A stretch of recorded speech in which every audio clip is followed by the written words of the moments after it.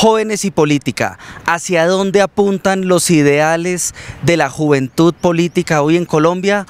Y para este debate me acompañará como moderador el abogado y youtuber Wally. Hola Wally, ¿cómo estás? Hola Julián, bien, muchas gracias por la invitación a este importante debate. Les presentaremos a continuación los panelistas que nos acompañarán en esta emisión. Bienvenidos.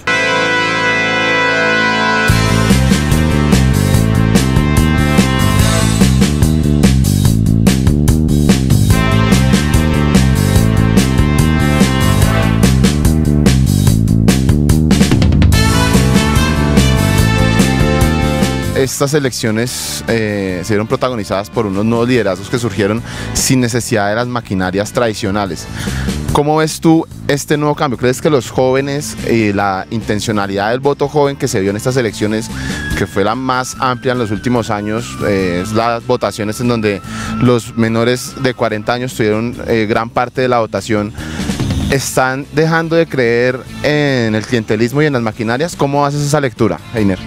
Yo creo que el país está asistiendo a un recambio generacional, pero en dos sentidos. Creo que las élites están recambiando. Creo que Duque es el mejor ejemplo de ello. Los clanes políticos tradicionales están eligiéndose a través de cuerpos ajenos y, bueno, y entra gente joven a refrescar un poco la política tradicional. Y pues yo creo que si vemos los resultados a nivel nacional, pues muchas de las maquinarias pues lograron mantener sus cuotas de poder.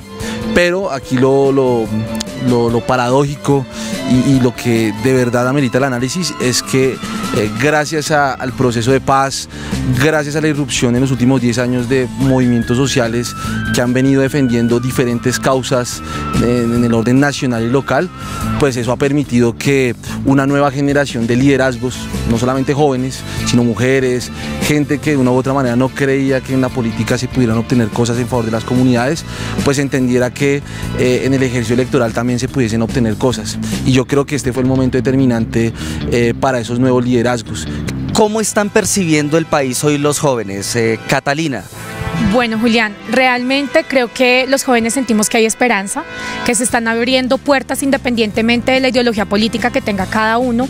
Hay un reto muy grande. Yo creo que no solo se trata de creer que hay esperanza porque llegan jóvenes a la política, también la renovación es la nueva forma de hacer política. Entonces creo que hay un cambio, están saliendo las maquinarias, ya no es tan importante ese tradicionalismo de los políticos anteriores que acostumbraban al cemento, a todo esto que se daba en campañas, y se está rompiendo un poco la polarización. Creo que estamos entendiendo que podemos sentarnos de diferentes tendencias, tenemos muchos puntos en común y bueno, vamos a ver cómo se sigue trabajando por este país. Durante esta campaña vimos varias vallas del uribismo que pues vuelven a inclinarse sobre la idea de la barrera contra el castrochavismo, en la que vuelven a decir que más salario, menos impuestos. ¿Crees que la gente ya no está conectada con esta clase de discursos? Por ejemplo, el castrochavismo, por ejemplo, el discurso de la guerra después del proceso de paz. ¿Cómo ves tú eso de poner esas vallas que pues en mi opinión son bastante pues populistas? ¿Será que los jóvenes ya no están comiendo este cuento o qué fue lo que pasó ahí? Yo creo que un problema que tuvo quizá este tema de las vallas es que precisamente hacían relación a temas que van en la coyuntura nacional. Y esta fue una elección eminentemente local, donde la preocupación es totalmente distinta. Partiendo nomás, pues, base en que realmente es muy poco lo que puede hacer un concejal o un alcalde frente a temas de coyuntura nacional. Había una candidata que incluso hablaba de legalizar Uber, un tema que el alcalde no tiene la menor competencia frente al tema. Entonces quizá hubo un error de comunicación política en cuanto a que se enfocó en temas nacionales que realmente creo que siguen estando muy vigentes. ¿En qué sentido? El tema del castrochavismo, que muchos dicen como que era el coco, que es un tema de fake news y mentira, pues hoy lo están viviendo países como Bolivia, por ejemplo, donde vimos hace menos de un mes como el tirano se robó las elecciones al frente de todo el mundo. Y vemos como el mismo Chávez se jacta actualmente de una cantidad de disturbios que están causando en distintos países por protestas que son legítimas, pero que tienen un tinte de infiltración, o asimismo el chavismo lo ha reconocido públicamente. Entonces yo creo que son temas de coyuntura, no es que sean mentiras ni que dejen de ser vigentes, solo que no eran una discusión por la oportunidad. El uribismo termina siendo una doctrina como de viejos, porque eso es una opinión que se ha difundido últimamente. Yo quiero tener, digamos, esa consideración si ustedes piensan que como la sociedad políticamente están cambiando, si el uribismo es un asunto de personas mayores de 40 años. Bueno, acá eso hace parte de la estigmatización en la que se ha visto, digamos, que envuelto un partido como el Centro Democrático, pero ya es un tema distinto, no es un tema que nace desde el partido. En el partido yo creo que hay que dejar de culpar también un poco a si hay un apoyo o no hay un apoyo directo. Yo creo que jóvenes que hoy llegaron nos pueden demostrar cómo con un liderazgo que llevan de años, de causas, de su mismo activismo, han logrado cosas que eran impensables, pero también porque se quitó ese miedo.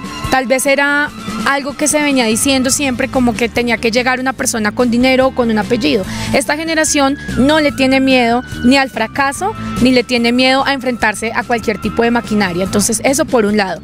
Ahora, yo creo que el tema de las fake news ha afectado mucho al gobierno, los liderazgos negativos, y a veces la gente habla por hablar desde un odio que se da político, y por eso digamos que también se ve en las urnas los resultados que se ven. Ahora, yo sí creo que es importante que los partidos de derecha en el país, el conservador, el centro democrático, empiecen a modernizar su discurso. No se debe pensar que porque una persona es ambientalista siempre tiene que ir hacia el mismo lado.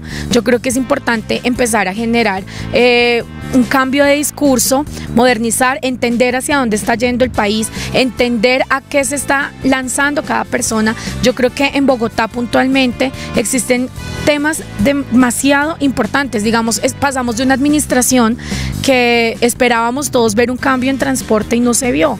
Entonces eso también afecta al votante y a decir, bueno, los que sabían hacerlo en ciertos temas no lo están haciendo. Entonces también es importante ver qué banderas son, qué es lo que está pasando en la ciudad, leer un poco mejor la coyuntura, entender hacia dónde estamos yendo y bueno, aprovechar todas las herramientas que hay hoy en día.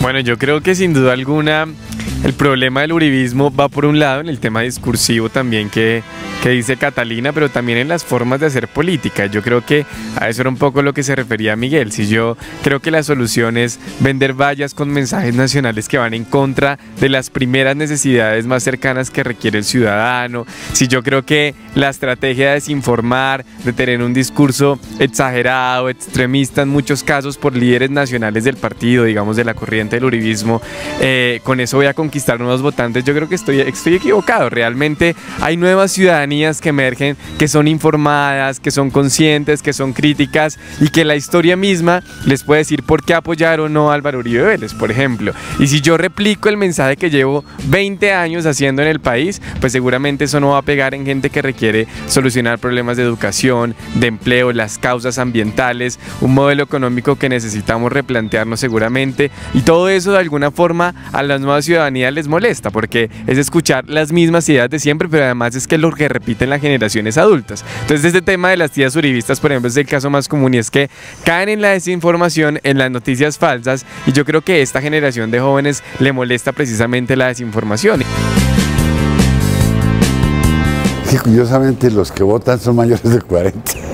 Eso es chistoso, porque se supone que a los jóvenes cuando se les dio la oportunidad a los 18 iban a votar masivamente y no lo han hecho. Digo, ¿por qué? Porque nunca los han enseñado a interesarse por la política. La política ha sido pecado en los colegios. Debería ser materia obligatoria para que así el muchacho se interese y podamos cambiar la concepción de la política que se tiene por parte de ellos. Dentro de la bancada del Centro Democrático hay una enorme participación de la juventud. Yo personalmente fui elegido senador hace 4 años y fui uno de los 2 senadores más jóvenes del Congreso, en el Senado. Ahí en la Cámara de Representantes una bancada que también tiene una amplia participación de jóvenes. ¿Qué decirle a esa gente que dice que como que las políticas, digamos por decirle así, del Centro Democrático son obsoletas? Por ejemplo, a Miguel Uribe le pasaba eso, decían, ustedes son jóvenes. Es que es muy fácil decir que uno es obsoleto, dígame por qué. Si me pregunta a mí, yo empecé a trabajar desde antes de graduarme. Y no porque lo necesitara, sino porque era mi propia iniciativa de supervivencia. Yo necesitaba saber que yo me podía mantener a mí misma. Yo fui responsable de mis gastos. Yo ahora mis hijos y mis hijos que son camelladores y tienen empresa, les digo, desde los 22 usted tiene 26, yo a los 22 ya me sostenía yo. Yo tengo empresa hace 20 años, me ha tocado enfrentarlo todo. Cada vez que sale un decreto regulatorio, está uno al borde de la quiebra por cuenta de los genios del Estado. Entonces, yo apoyo la innovación, las ganas de generar, no de que me regalen. Usted no saca a la gente de la pobreza con un mercado. Se roban más bien el producto de ese mercado quienes hacen la compra. Entonces, ¿cuál es la jartera? ¿Cuál es? Que no me guste que fumen marihuana en el parque, pues no me gusta. Vaya y fúmejela en su casa. El parque es para los niños, para que la gente salga con sus animalitos.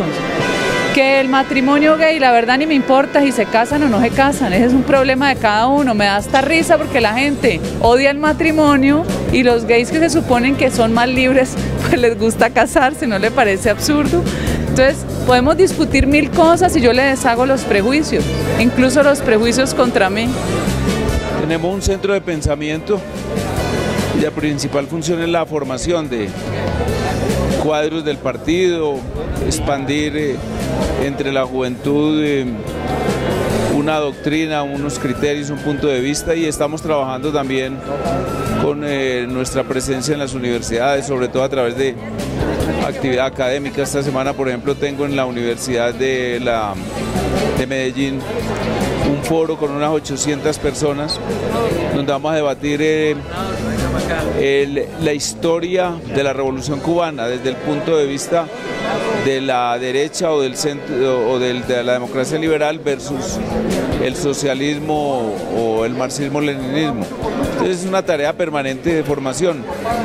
La masa crítica de un partido se forja en la juventud, obviamente. Si desaparece el apoyo y la presencia y la militancia de la juventud, el partido está condenado a muerte. Cristian, ¿cómo es la votación joven relacionada sobre todo con el uribismo y con el Centro Democrático? ¿Qué está haciendo el Centro Democrático para captar el voto joven, o cuáles crees que son los principios a los que la cantidad de jóvenes que estén apoyando a este partido, a este movimiento, pues con las que se identifican? ¿Cómo lees tú eso? Mire, yo sí creo que estamos en una situación de desventaja un poco. Yo creo que mi partido sí se ha rajado en términos de darle un poco participación a los jóvenes, pero además también la población que ha decidido adoptar las banderas de este partido, que ha apoyado durante muchos años unas ideas que tenía el presidente Uribe y por las que se formaron no solamente este partido, sino venimos desde el partido de la U, por ejemplo, pues sí son unas personas que son un poco más adultas. A ver, yo aplaudo lo que pasó en las elecciones que acaban de pasar, ¿sí? Aplaudo lo que pasó con personas como Julián. Desafortunadamente nosotros no tuvimos esa oportunidad, ¿sabe? Creo que a nosotros nos quedó faltando, porque en el momento en el que tuvimos esos 20, 22 años y pretendimos hacerlo, con amigos incluso del Verde que estaban en ese momento, con amigos del Polo, Sergio, personas que tenían un talento impresionante, que tenían unas ideas clarísimas en su cabeza, pero que para esa coyuntura no estábamos, o sea, no estuvimos en el momento indicado, tal vez, ¿sabe? No estuvimos en el momento en el que estos jóvenes que acaban de recibir su cédula salieron a votar. Yo creo que, como lo tienen clarísimo todos en esta mesa, lo que hizo la diferencia en estas elecciones fueron esos primeros votantes, esos chicos que antes no salían a votar, que estaban resignados a un país en caos, a un país o para quienes lo fácil era criticar y decir, pero no salir a votar. Esta vez estamos entendiendo los jóvenes, los más jóvenes, la responsabilidad y el poder impresionante que tiene el voto. Yo creo que cada uno de los que estamos acá sentados y de las personas que van a ocupar esos cargos y de las personas solamente que salieron a votar, tenemos una responsabilidad impresionante, porque somos la generación mejor formada, más capacitada de toda la historia. ¿Y qué es para usted derecha y qué es para usted izquierda? Porque realmente cuando usted comienza a dar un listado de definiciones se encuentra en la mitad. Una invitación a todos los que nos están viendo es que hay una página que se llama www.politicalcompass.com, lo encuentran en español, y cuando usted pone a mirar una cantidad de preguntas que le hacen, el que cree que es de derecha sale que de izquierda, el que cree que es más autoritario sale más libertario y demás. Entonces, realmente creo que lo que está importando en la política ahorita ya no es tanto primero el partido. O sea, uno no ve casi militantes que van ciegos como pasaba antes de yo voto conservador porque mi abuelo es conservador y porque soy azul. Tampoco ve mucho el tema de es que yo soy, no lo ve mucho, todavía quedan rezagos, pero es que yo soy de derecha, entonces me voy con un partido de derecha. Uno ve por el contrario, miren lo que es tan curioso, el auge de los independientes. O bueno, se puede criticar que si es independiente o es independiente, pero digamos que es un auge de los partidos independientes o los partidos más modernos o más, digamos, renovadores. Ana, ¿qué lectura haces de la juventud, de la política, desde una región tan importante que es el suroriente colombiano? Veo que se ha despertado un empoderamiento en los jóvenes, que se ha despertado esa esperanza de que sí es posible cambiar nuestro país, porque nos hemos cansado ya del discurso donde aquí ya no hay nadie cambia este país, ¿verdad? Es lo que uno escucha en la calle decir a la gente, no, esto no lo cambia nadie. ¿Por qué razón la gente piensa de esa manera y opina de esa manera? Porque ha caído en el error de pensar que es una persona o dos personas las que van a cambiar el rumbo de este país, y es una concepción totalmente equivocada. El cambio empieza por cada uno de nosotros, con nuestras ideas, con la firmeza al defender nuestras ideas, dando luchas históricas. Al ver el resultado de las elecciones en estas elecciones que acaban de pasar, uno se puede dar cuenta que hay ese despertar en los jóvenes, hay ese empoderamiento, hay ese espíritu de lucha, y es que no se quiere llegar al poder para hacer lo mismo que los otros han venido haciendo tradicionalmente. Independientemente de la orilla política, y hay algo que yo llamo empatía generacional, y es cómo los jóvenes se sienten más identificados con un candidato joven de su edad, de sus propias vivencias, de sus problemas cotidianos, que con el candidato que tiene 50 o 60 años, porque siente que lo puede representar mejor, porque vive sus mismos problemas y sabe o comparten las mismas soluciones independientemente del tinte político. Entonces siento que esa empatía generacional nos permitió materializar ese primer votante, esos jóvenes que antes no votaban y que decidieron apostarle al cambio, y que creo que eso muestra votaciones altas en casos como el mío y otros jóvenes a nivel nacional, que fueron la sorpresa o el palo de las elecciones. Las maquinarias se derrotan es con una nueva generación que entiende que el poder del voto es importante, pero que además que se informa, que lee, que investiga, que ese conocimiento que nos da la formación académica que hoy tenemos a nuestra edad se materializa en leer las propuestas, en criticar al candidato, en cuestionarlo, en indagar, en saber quiénes son los buenos y malos de la historia según su propio, perspectiva ideológica política. Yo creo que sin duda alguna hoy hay una responsabilidad, y también es que si llegamos siendo jóvenes a la política, sin maquinaria, sin los tamales, sin las lechonas, sin esa politiquería tradicional, sin un apellido poderoso, la tarea de nosotros son dos fundamentalmente, y es dar ejemplo, no llegar a repetir los mismos errores de la politiquería tradicional, sino hacer las cosas bien, romper paradigmas asociados a que la juventud es incapaz, inexperta solo por el hecho de ser jóvenes. Creo que eso lo estamos demostrando hoy. Y lo segundo es abrir el espacio a otros, y es no quedarnos atornillados 2, 3, 4, 5, 6 periodos, porque en mi caso entro yo como el más joven y sale un concejal que lleva 40 años en el Consejo de Bogotá, Jorge Durán Silva, sí, sale el concejal de la familia también. Entonces no podemos llegar a dar vergüenza, a quedarnos un montón de tiempo más, sino hay que abrir el espacio a otros, hay que hacer escuela. Yo nunca he pensado que Renovación sea juventud, por ejemplo.